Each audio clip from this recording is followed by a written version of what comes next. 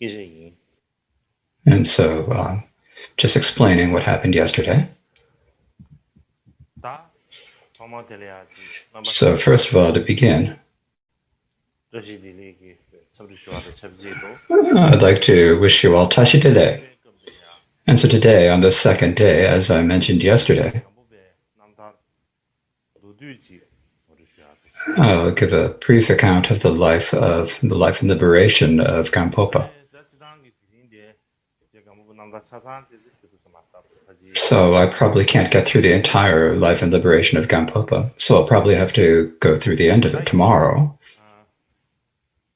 However, since we do have some time, I think there's no problem. So there's an old Tibetan saying,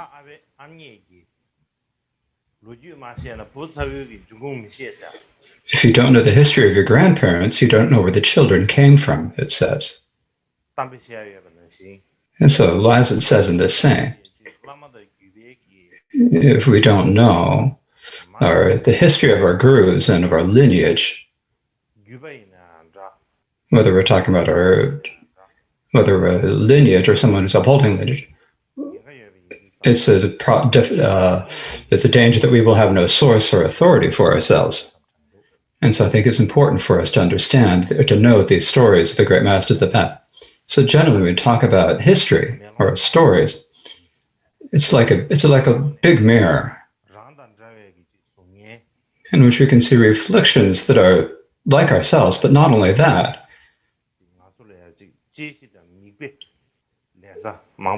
but we can also see things that we need to think about and things that we can take as examples for ourselves. For example, with the life and liberation of Gampopa, how is it that we ourselves can achieve the qualities of the Buddha?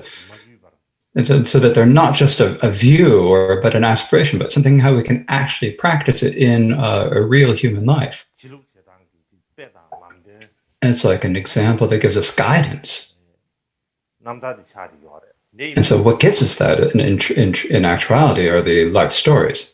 So for that reason, in the Tibetan, we don't call the life stories of gurus histories, we call them liberation stories. And so the reason is that if the life stories or the liberation stories of the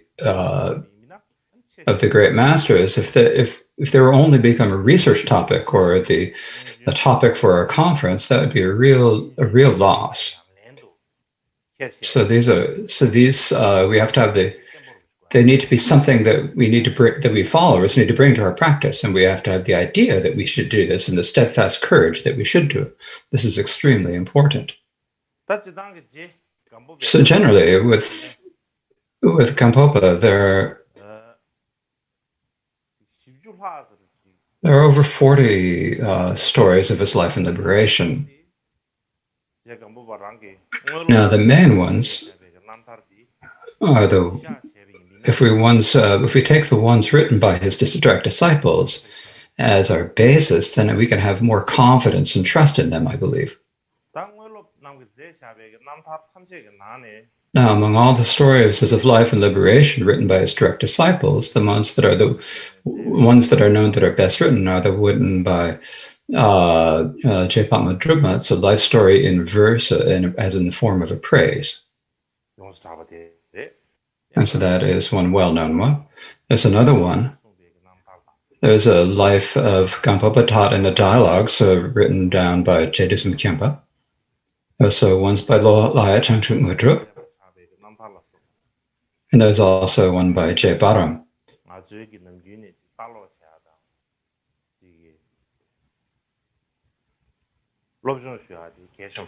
And so it is very important for us to read these and to study these stories.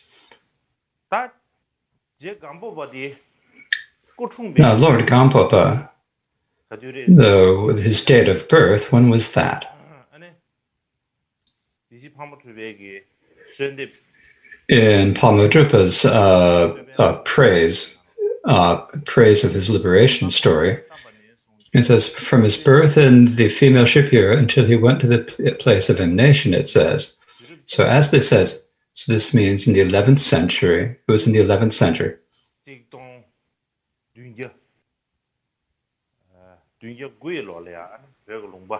So he was born in 1079 in the region of Nyel. This is in Tibet. And so this is in the district of Hokpa City district of Lunze. And so that's where he was born, or when he was born. Now, when he was young, he was known by the name of Dharmadra. And in some of them, he was called Dharmakyap, according to some of the stories.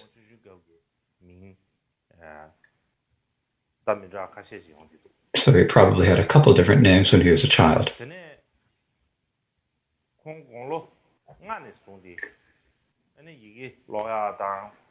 And from the age of 5, he began to learn how to read and write.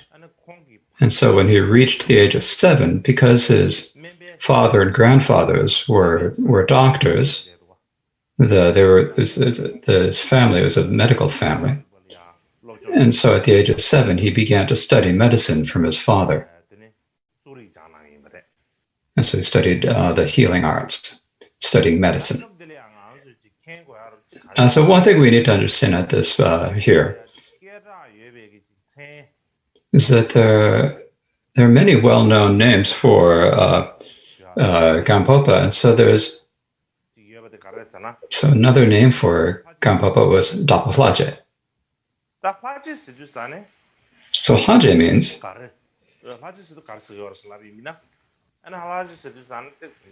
what Haje means doctor. So we say doctor in English. So it means a physician. It's like an honorific term for physician. In my own home region, even today, we don't call doctors anything but Haje. We don't call them doctors or physicians. We probably don't call them this at all. There's no custom of calling them that. Likewise, Gampopa was prophesied by the Buddha, and in these prophecies he was called the picture physician, right?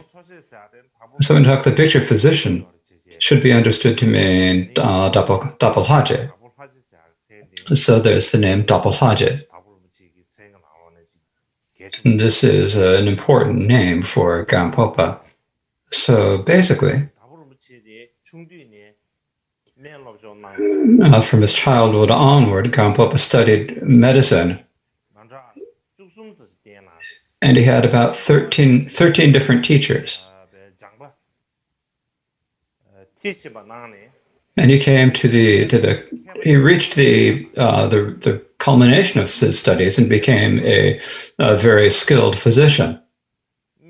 Not only that, there are also well-known medical students, including Dapo Menakpa, who were his students. And so it is said that Gampopa himself wrote a medical treatise called A Summary of the 8 Branches.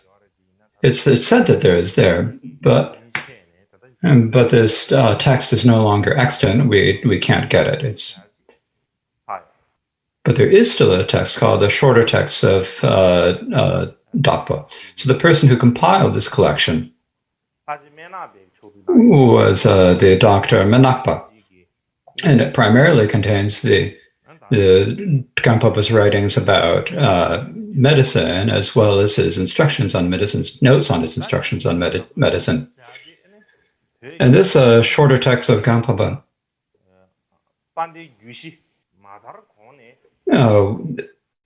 seems to have been written before the 4 Tantras, which is the most well-known text of Tibetan medicine. So it's an important text for the research topic, or something important to study in terms of Tibetan medicine. It's also said that there are many important or well-known treatments of Tibetan medical practice that are such as the Dakpo instructions on Pomen, the 15 Dakpo medicines, the lung medicine Sangtal 25, and so forth. They were passed down from Gampopa, it is said. And likewise, there's also the four tantras, which is like the fundamental text of Tibetan medicine. And some people say that it's the words of the Buddha, some say it is a treatise, some say it is a terma. There are different ways, but if we talk about it in terms of it being a terma, the revealer was Drapa Ngunshe, and he revealed it in Dakpo. And so in terms of the lineage transmission of it, so Dakpo Rinpoche, or Gampopa, was also included in that lineage. And so for this reason, Gampopa,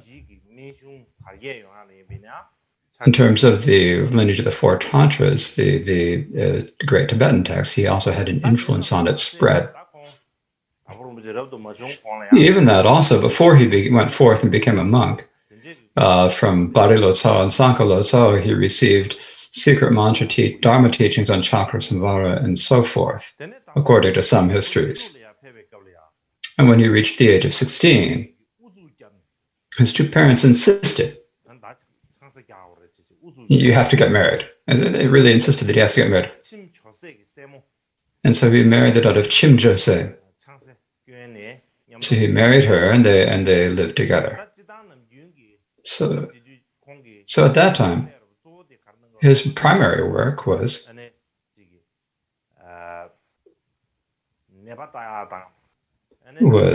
caring for patients, dispensing medicine to patients, basically doing medical work.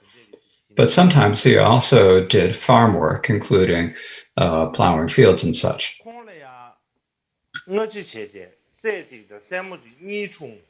Now, he had two children, a son and a daughter. And so they all lived as a very happy family life together. But one year, there was a smallpox epidemic. And so when the smallpox appeared, it was like an epidemic. So smallpox is a type of illness, right? So there's that epidemic. And so first the son, who had reached the age of 8, died. So first the son, and then later, then his 3-year-old daughter also died. So when he was bringing the daughter's body to the charnel ground, and then came back, his wife had also fallen ill. And no matter what medical treatments he gave her, didn't help, and she was on the verge of dying. But she was still unable to let go, unable to stop breathing. She was unable to die, unable to get better. It was a very difficult situation. So at that point, so Dr. Rinpoche, or Gampopa, thought to himself, she's got something that she's not letting go of. What could it be? And so he said that way. So what is you attached to? What can't you let go of? And so tell me, he said. And his wife said, what I can't let go of is you. I can't let go of you. I worry that after you die, you're going to live with another woman. That's what I'm worried about. So when she said that, Tapa Rinpoche said, you don't need to worry about that at all. From the very beginning, I've wanted to become a monk. And if you die, then I don't want to do anything other than become a monk. I don't want to do anything other than practice Dharma. Not only did he say this, in order that his wife would feel comfortable, he took a strong oath that he would not remarry and instead would go off and practice Dharma. And then after his wife died, he gave away almost all of their household possessions and money and made tsatsa reliquaries of his wife's bones and built a stupa. And that stupa is called the Remains of the Lady Stupa. And even now, in that day, it's there. You can see the ruins of that stupa.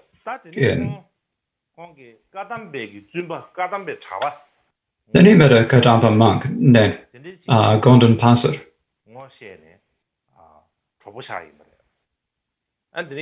So he and Gondan Palsa,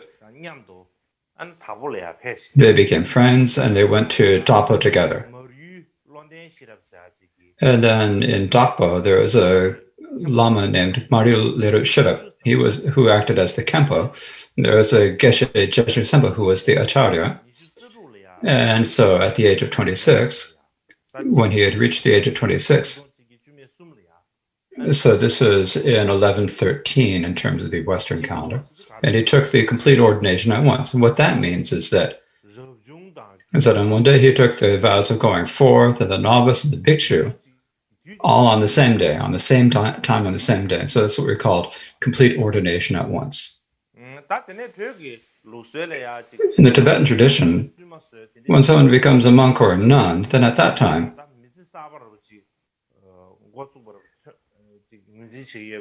we recognize it as like beginning a human life. And so they give up their old lay name, and the guru or the Kempo who gives them the vows then gives them a new name. So Gampopo was given a new monastic name, and that was Sonam Rinchen. So he's called Sonam Rinchen. So at that time, his friend Gongtun, right? As I mentioned, there was his friend Gongtun. And Gongtun said to Gampopa, he had an idea. The Acharya, Chanchu Sempa, who was Acharya when he took the vows, he said there's a Guru Milarepa who has really exceptional instructions. So Milarepa is a siddha. So let's see if we can get this. You got to see if you can get that siddha's instructions. And so Gampopa said, we don't have any offerings that we can make in order to give the teaching. So I don't know if he's going to give us any teachings. So Gongtun is someone who always had a lot of ideas. I said, no, don't worry about that. Just go and ask. Everybody ask. And when he's giving some instructions to someone else, maybe he'll give them to you too. And so he shared that image. So then Gampa asked Geshe Sempa, said, please give me instructions on meditation. And when he asked him that, then the Geshe gave him the teachings. And Gampopa followed the instructions, and within 7 days, he developed good experiences with Shada meditation. So it was after 7 days after beginning to meditate. Had good experiences, body and mind were very, very comfortable and very clear. He had these experiences of bliss and clarity. So much that he didn't know the day or night. His mind is so clear, his body was so clear, light, so he hardly knew whether it was day or night. And so Chanchu Sempa said, I've had these experiences, he said to his master, Chanchu Sempa. So have I really developed meditation? And so Chanchu Sempa said, oh yeah, you've developed meditation. So at that time, he stayed with his friend Gongtun. So Gongtun said to him, he looked at him and said, there's something different about him. And so he looked a little different. And when he saw that, Gongtun said, something's happened to you. Something happened to you. So please tell me what happened. Please tell me what you did. And so that's what he said. And when Gongtun said that, then Gampopa said, oh, I've developed meditation. I've had such meditation with, and he explained how he developed meditation. And Gongtun, his friend, an infant, got kind of excited about that. And I said, okay, I'm also going to do meditation.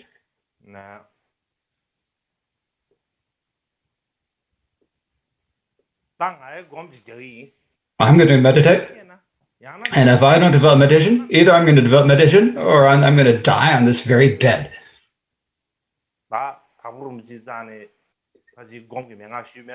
And he probably asked Gampopa for instructions on the medicine when he did the meditation.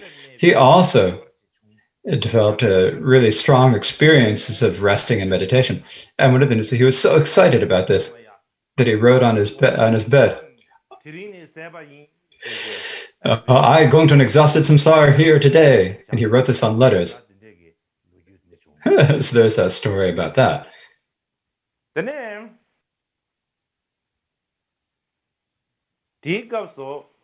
so during that time, Gampopa's meditation got better and better, it got clearer and clearer, until he was able to meditate for as long as he wished. Like for 5 or 6 or 7 days, he would be distracted by the appearances of samadhi, so distracted that he'd forget to eat for like 5 or 6 or 7 days. It was because of the pleasure of samadhi, the bliss of samadhi, he was distracted that he forgot to even eat food. And the afflictions never stopped arising manifestly, and they're like they'd been suppressed. And so in his body, he had no pleasure. He had the pleasure of samadhi, but he didn't feel any pleasure from form, sound, or scent, or so forth. So at that time, so one day he was checking to see, how long can I do? How many days can I meditate? He said, and so he was able to meditate continually, not without stopping, for 13 days. So that's something that Gampopa said. So when Gampopa was 28, he thought to himself, my meditation's got really good. But it said that the Kadampas it said that they're well versed in the instructions, where they have good instructions on the conduct of a bodhisattva, and I should study that. And he and Gongton went together. So his friend Gongton and he, right? They went down to central Tibet in U. And they went to the area of Chang, which is a Pendo Flundritsong in these days. So Pempo, as I mentioned the other day, is like the source of the Kadampa teachings. All of the most famous Kadampa geshes lived there. That's where they all they came there. And so first, Kadampa met the Kadampa Geshe Nyugrimpa. So he was one of the students, the 3 great students, a student of Chengawa. And his actual name was Tsundrubar, but the place he stayed was called Nyugrum. And so because he lived at Nyugrum, he was called Nyugrumpa. And so that's what people called him. And so from Chengawa, so Gampopa requested from Nyugrumpa the teaching on the Kadampa stages of the path, and in particular, relative bodhicitta. And when he received the teachings on relative bodhicitta, from that time on, for the entire rest of his life, he was never without bodhicitta, he said.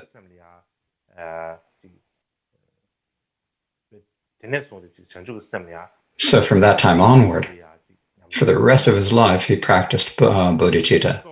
And so from that time on, he went to Gyachariwa, a student of Geshe Langtamba. He received from many instructions from a teacher, including Hayaguru and Vajrapana, and secret mantra teachings. In particular, he had the empowerment of Gompo Duku.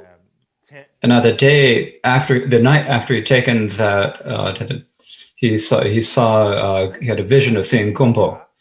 And Gyachariwa said, also had very good dreams. And he said to them, after I gave you the empowerment, on that night, I had some really good dreams. And they're like signs and indications that my own misdeeds have been purified. So I think your being and your realization are at a higher level than mine, he said.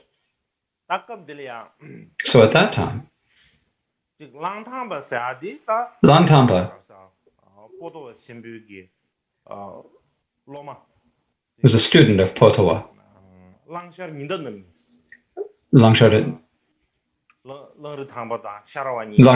So Langtara and Sharawa were the two main students of Potawa. And among them, Langritampa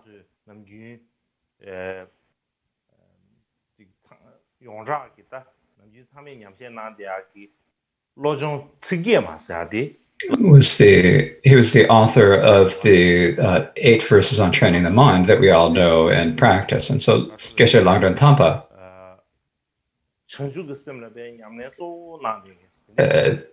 only practiced bodhicitta, or primarily practiced that. And so when Gampopa was staying with him, he was around the Langtang, in the area around the Langtang monastery. All the birds and all the other animals, none of them ever harmed one another.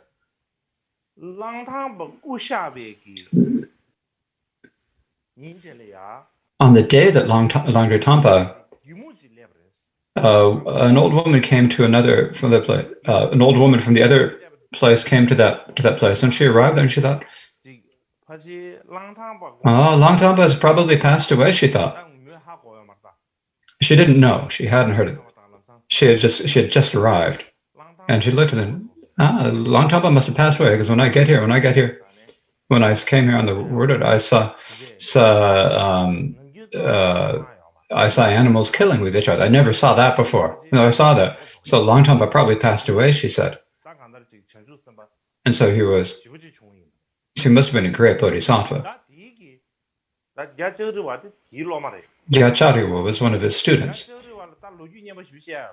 Now, there were some really good stories about Chariwa, but today I don't need to tell. Maybe I'll tell you tomorrow. Gyachariwa was one of the students of. There's a really good story about Chariwa when he was a student of Langtang. So maybe I'll tell you that tomorrow. So over the course of a few years, Gampopa spent many time in Kadamba monasteries. And so he was living with many different people, and because that was the condition. So his previous meditation actually deteriorated.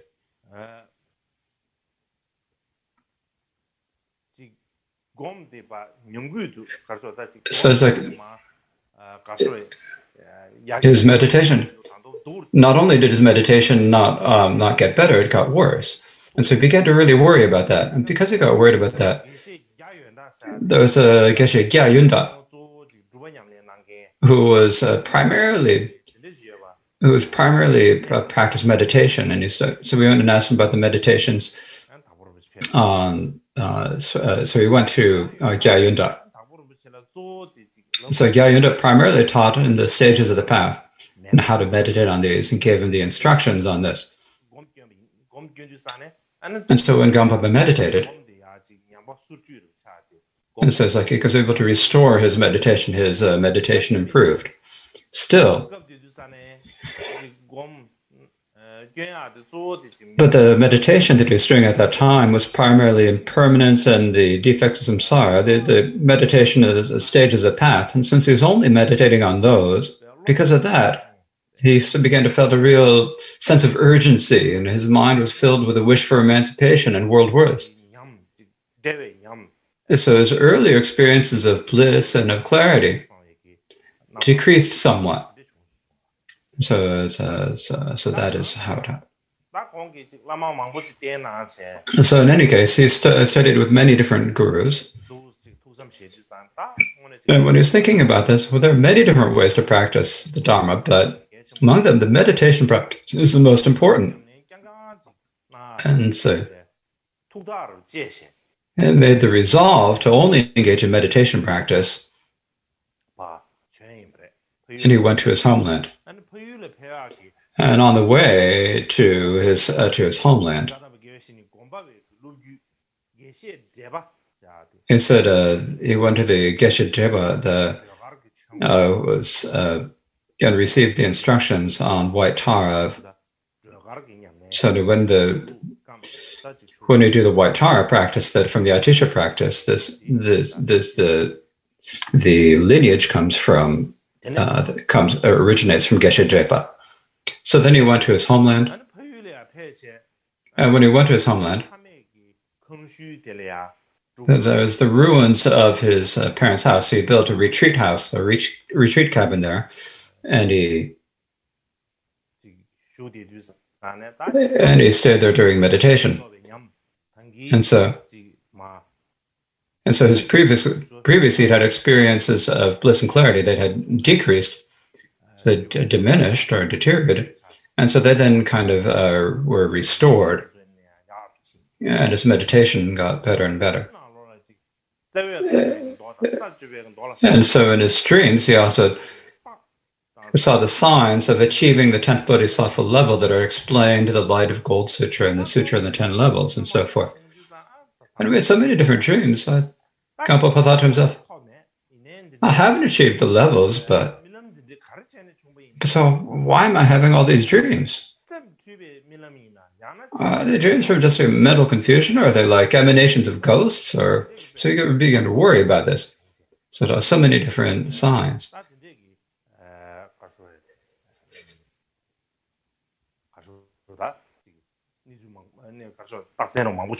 And so there are many such different signs and indications in his dreams. Now, one most important thing there, the most really important question that was studied with many different gurus, but so when did he start to follow Guru? Where is Milarepa? So how did Kampopa follow Milarepa? This is important. So if we ask, how did this come about? So generally, Kampopa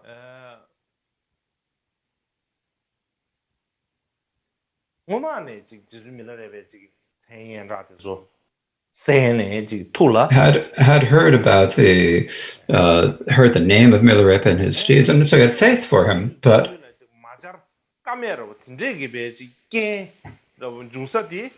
the condition that made it so feel like he really absolutely had to go see Milarepa was the story of the three beggars. So what happened is that Kampopa had gone to his homeland. He was doing practice and did spend a long time doing practice. So one day,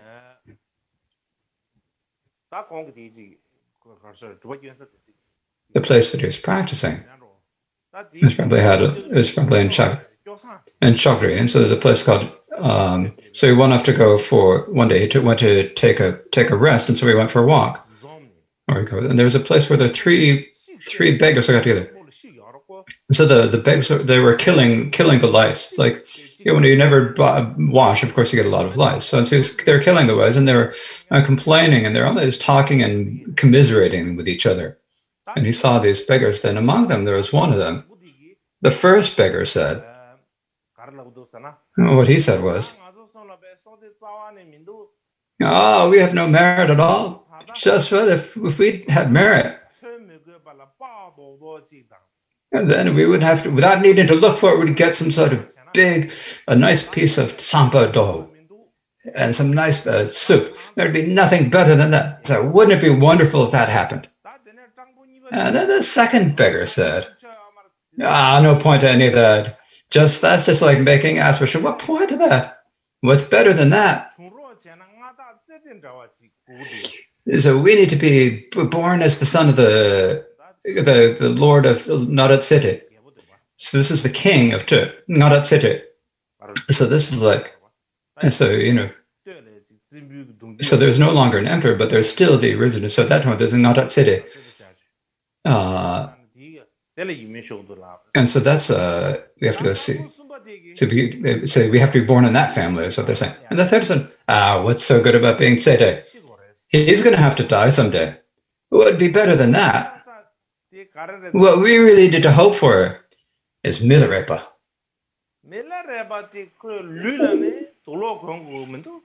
Milarepa doesn't even need to wear any clothes. It's said that the Dakinis bring him the food. He has no fear of birth or death. If something had just happened to me, then if I became like that, then that would be great, wouldn't it? That would be wonderful. So this beggar said that. And Kampopa listen to the conversation that they were having. And when they started speaking about Milarepa, and he heard that, he got goosebumps, and it's like he started to cry, shedding tears. That Milarepa, I have to go. If I don't go see Milarepa in this lifetime, just wouldn't be right. So this really strong feeling or strong longing that he had to do this. And so as he did this, and so he went to the beggars and said, "There's the Siddha that's like, where is he? How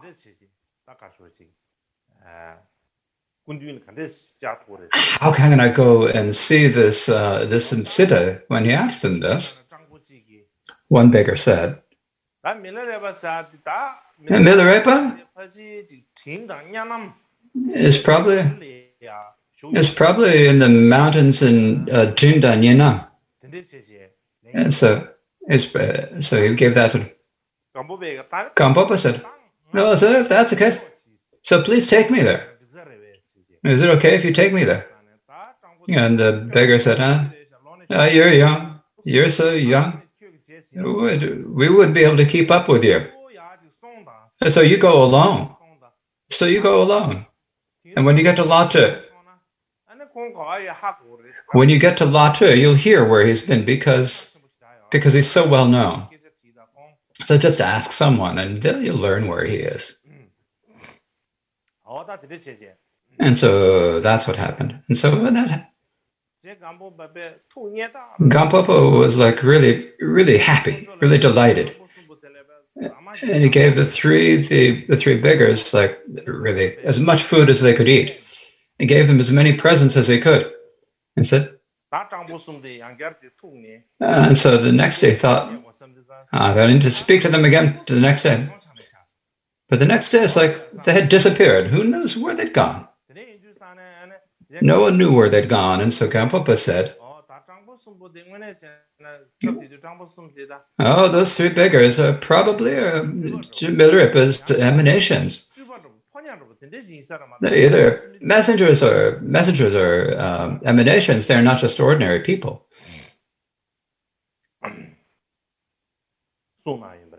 And so he seemed to say this.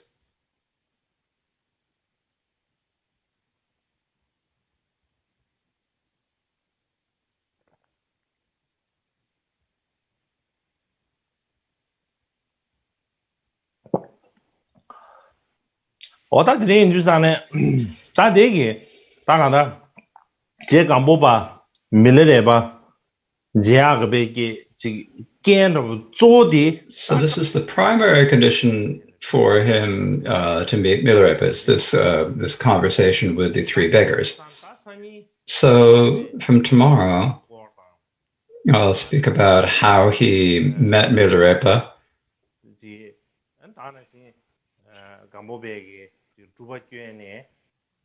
and how Gampopa did meditation practice and realized the nature of the Dharmata, or the nature of the things. So how he went to Dala Gampo and nurtured an assembly of students, and also how he passed into Nirvana. So I'll tell that tomorrow. There's still a little bit of time tomorrow, but I think it's probably better to do it that way. Otherwise, yesterday I got a little bit tired. Working really hard yesterday. As I worked too hard, and the old teacher got a bit tired. So probably better for me to rest a little bit first. And so now we recite the closing prayers for the teaching.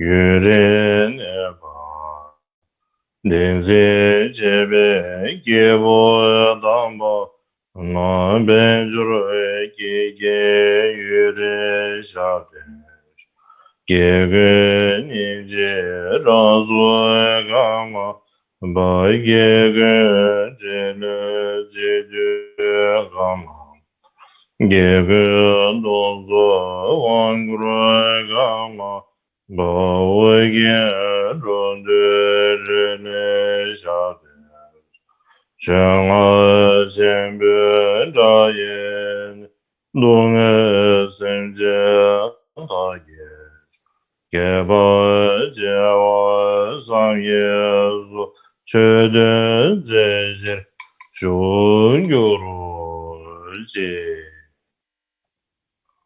올라다다 드린 내르신 도잖아. So that is it for today. Thank you very much.